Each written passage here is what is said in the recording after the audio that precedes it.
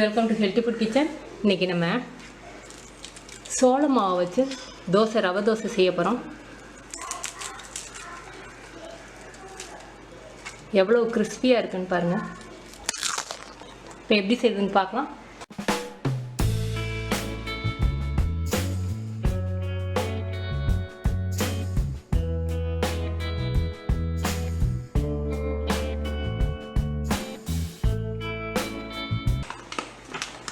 சோள மாவு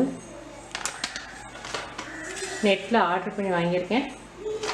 கடைகள்லேயும் கிடைக்கும். சோள மாவு 1 கப் எடுத்திருக்கேன். ரவை 1/2 கப், அரிசி மாவு 1/2 கப். நீங்கள் எந்த கப்பில் வேணாலும் எடுத்துக்கலாம். சீரகம் 1/2 ஸ்பூன், மிளகு நுணுக்கி வச்சுருக்கேன், மிளகு 1/2 ஸ்பூன், முந்திரி பருப்பு ஒரு 4 பருப்பு உடச்சி வச்சுருக்கேன். இது ஆப்ஷனல், நீங்கள் வேணும்னா நீங்கள் போட்டுக்கலாம். இஞ்சி ஒரு 1/4 டீஸ்பூன் அளவுக்கு துருவி வச்சுருக்கேன். மல்லித்தலை, வெங்காயம் ஒரு டேபிள் ஸ்பூன் அளவுக்கு நைஸாக நறுக்கி வச்சுருக்கேன். ஒரு பச்சை மிளகாய், தேவையான அளவுக்கு உப்பு.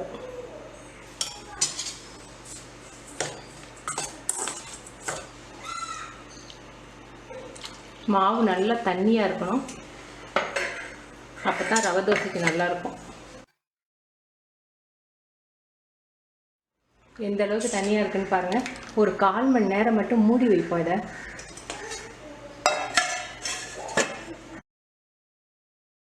ரவை கொஞ்சம் ஊறணும். அந்த ரவை ஊறி நல்லா கெட்டியாகிடுச்சு பாருங்கள். இப்போ இன்னும் கொஞ்சம் நம்ம தண்ணி சேர்த்துக்குவோம். இன்னும் 1 கப் சேர்த்துக்குவோம்.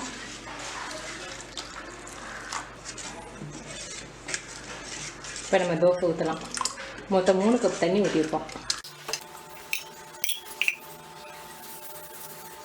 ஒவ்வொரு தடவையும் மாவை கலக்கி விட்டு ஊற்றணும், இல்லாட்டி அடியில் தங்கி போயிடும்.